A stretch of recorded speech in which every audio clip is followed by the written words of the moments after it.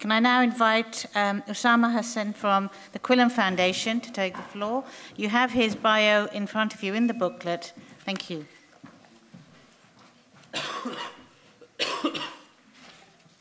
Okay, Bismillah ar-Rahman ar-Rahim. In the name of God, the Merciful, the Compassionate. So thank you to Professor Abdul Halim, Miriam Francois, and all the team. I'm also honored to speak here at this very important conference, and it was great to listen to Trevor Phillips, because earlier this year I was honored to watch his documentary, his thought-provoking and perhaps controversial documentary on these issues, in the company of David Goodhart at Ditchley Park. And we had some very interesting conversations there. It's also nice to be on a panel with somebody called Omar, because I can always then crack a joke about a former so-called dream team of Mullah Omar and Osama bin Laden. This is a different dream team of Omar and Osama. Finally, on just before I start, right? On integration, Norman Tebbit, Lord Tebbit, now famously had his cricket test for integration, and on the way here, I learned the cricket score this morning, and I failed the cricket test because I grew up experiencing a lot of racism in this country in the 80s, but my sons all support England. But I can announce to you, you'll be happy or delighted or indifferent that this morning the Pakistan bowlers bowled out England cheaply and won the test match in series. Right, now I'll talk about Islam. This is a Muslim integration conference, so I will refer to Islam, of course. There are a couple of texts from the Quran and the Hadith, which I think are important to promote integration, but of course there are many understandings of that term, as I shall outline, as well, as all the social scientists know far better than I do. Tariq Madood especially, this table, if you've not seen it, I mean, I find his writings very interesting. This is his EU-funded paper from 2011. He talks about 4 modes of integration, so he points out there's no one way to integrate. And he talks about assimilation, individualist integration, cosmopolitanism, which he also calls diversity, and talks about superdiversity, and multiculturalism, which he prefers. These are in an order for him, going from left to right, least good to best. But he accepts that there are aspects where the others may work. And he says sometimes people call all 3 of these multiculturalism, but there are different levels. Well, all 4, in fact. Some people call multiculturalism, but he likes to differentiate. He also, in this table, why I put this table up, he maps them against values. Because I'm going to talk about values. And he talks about 3 core values, liberty, equality, fraternity, which sound very French. But Maudud says these are core European democratic values. And he maps policy regarding these values, objects of policy, according to the different modes of integration. I won't go through that because that's his work. You can read that if you're interested. I certainly find it very interesting. What I'm going to concentrate on is those values. Because he says in all cases it is assumed that a backdrop of liberal democratic rights and values are operative to a large degree. Okay, and all the rest is interactions on them. So it is basic rights and values which are an issue. Now, I'm speaking from a Muslim perspective, brought up in London and being active on the campuses for many years. There are Muslim groups and individuals, there's a whole discussion within Muslim groups around these values. There are people who oppose freedom, who say these are all Western ideas. They say freedom and democracy, liberty are Western ideas, and Muslims have to somehow reject or modify them. And sometimes similarly with the other values. I'm actually going to argue that these are understood today core Islamic values, and therefore Muslims should not have a problem with engaging fully with this discourse, as I presume is one of the objects of this conference. And again on that, here are 4 types of integration. What's going on here? This is perfect timing for those who follow EastEnders. Tonight and tomorrow, the other plug, there's going to be a nikah between these 2 couples. Okay, I can reveal that because they brought me in to consult on this, and I spent 2 days filming with the EastEnders cast. Right? This is a character called Shabnam. She's played by somebody who's not Muslim. Raki Takrar is her name. This is Kush. And it's very interesting. Here you have a Muslim family who've been around in EastEnders for about 8 years. Nearly all the actors are not Muslim. And is that a good example of integration? Is it not? Is Citizen Khan a better one? I asked the actress here, she said she gets very little interaction from Muslim women in terms of writing in. My speculation would be that she is not as much a household name amongst British Muslims as is, say, Nadia Hussain, who is, of course, a real Muslim, if you like, winning the Great British Bake Off recently. But anyway, I think that's a good example. If you're interested, do follow it tonight and tomorrow night, or catch up, because we'll be at the conference dinner, so not tonight. Catch up on iPad. Right, values. Of course, Muslims have a sacred law, a sense of ethos and values, the Sharia. And what I'm going to argue is that in the past, there were different understandings of these values, which I think can be overcome easily now, but it does require a bit of theological jurisprudential work.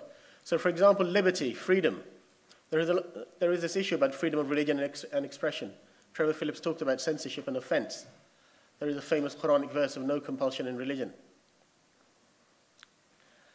With equality, I mean, for many people, Islam obviously is a very equal religion, a very egalitarian religion. Many people convert to Islam for that reason, being one of the reasons.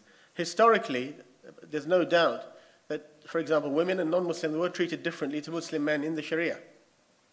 For example, jizya and dhimma for non-Muslims, and Muslim personal law differentiating between men and women on many issues. And those are all part of the discussions around Sharia. And of course, you have proponents and opponents of various viewpoints in that regard, but it is an issue. In terms of fraternity, or what Nohoudh calls is civic unity, there was a sense for some people, or many people, that only Muslim brotherhood counted. The fraternity was only for the Muslims, that's what matters. And in fact, other religious traditions probably had that as well. You had the idea of Christendom, or with our Jewish friends, of course, a strong sense of religious fraternity. Now, that had political implications. Let's not forget, this is just a quick summary of that. In classical, if you like, or medieval, pre-modern Islam, you had the earth split up into Dar al-Islam and Dar al-Kufr, the land of Islam and land of unbelief. And the latter was split up into lands of peace, where you had a peace treaty, and lands of war. Non-Muslims, lived under the protection of Muslim authority here, only if they paid the jizya and had this status of dhimma, protected people. You also had non-Muslim visitors with a safe passage, aman, and Muslim visitors had the same even in lands of war. A very primitive system of a visa, if you like, but based on individual guarantee. Now, the point is that there are groups, organized groups, who still believe in this and wish to bring it back. I mean, ISIS have brought this back. Jizya and dhimma, they have brought it back. The 7/7 bombers and the murderers of drummer Lee Rigby, which is where the poppy is relevant, explicitly talked about this.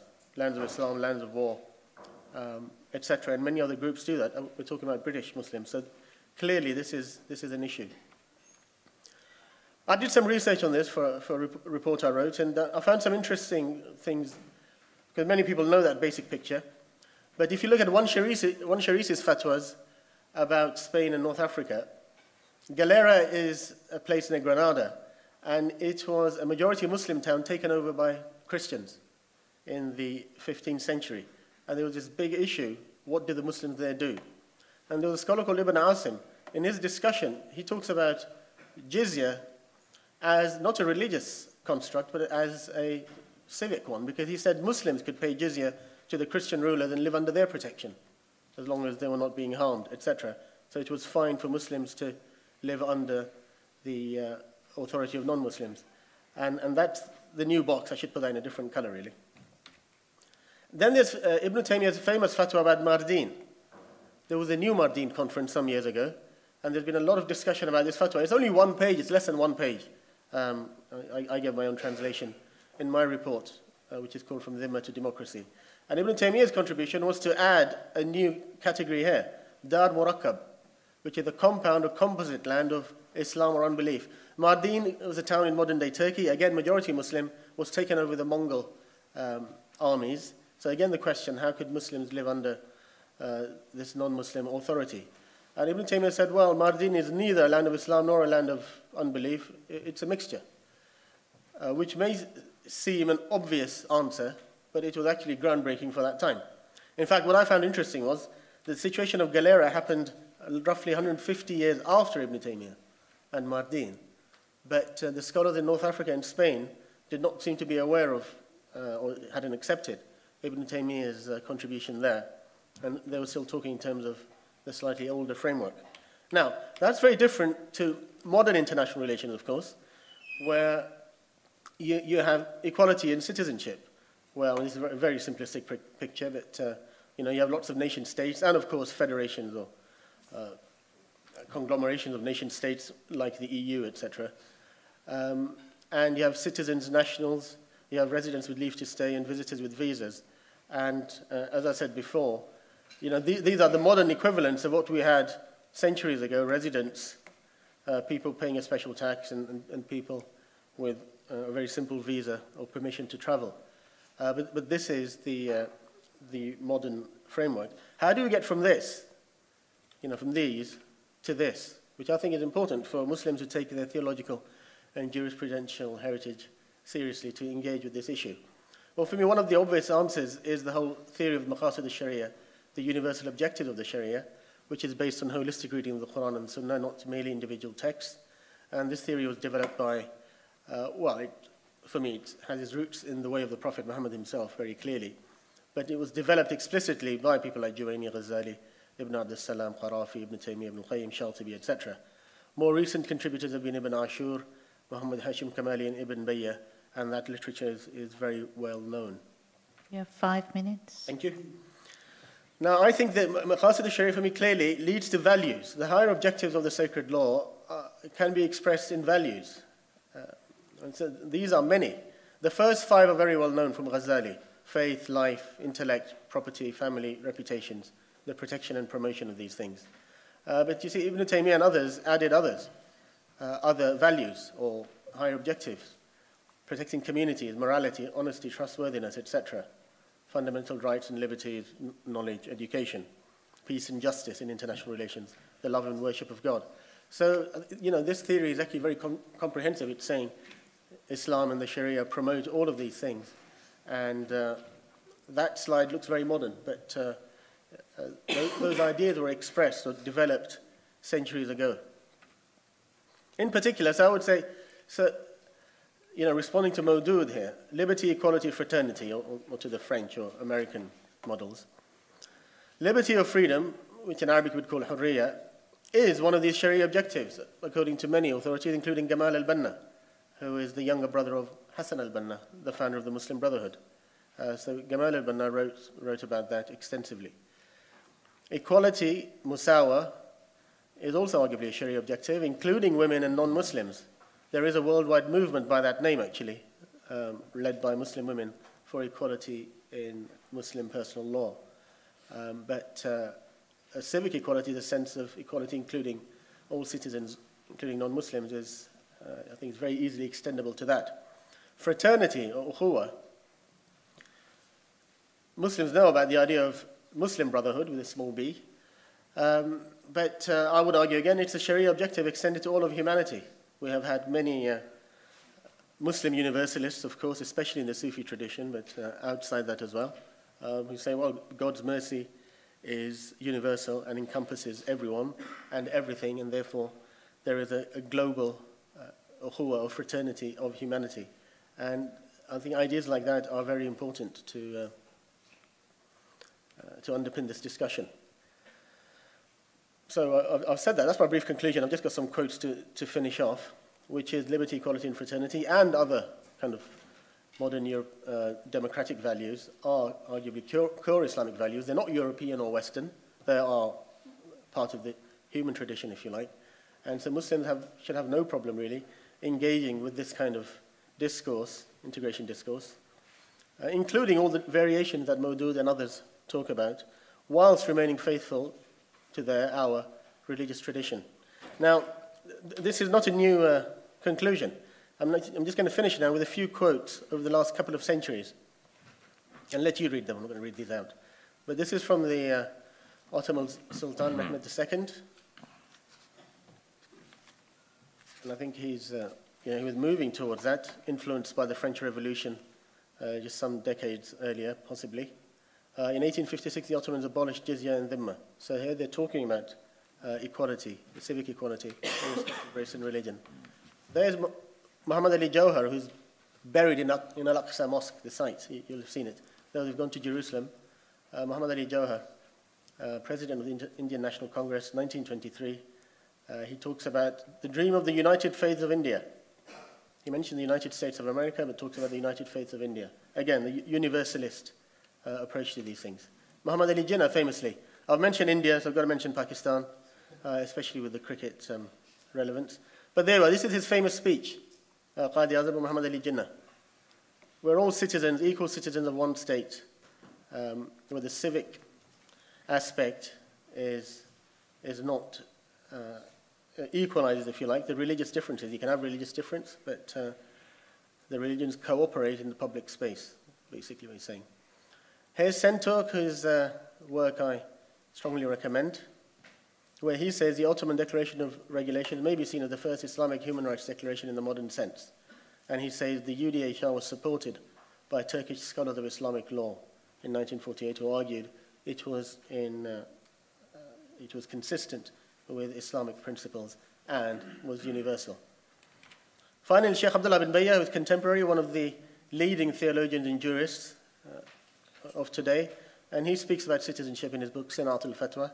Again, I've given a longer translation of what he writes about this in my paper, From Dhimma to Democracy. But again, he comments on Habermas and endorses this idea of civic society founded on the sharing of basic values. This accords with the understanding of Islam about human coexistence. For Muslims, there should be no harm in it, but rather we should cooperate and take part. Thank you very much. Thank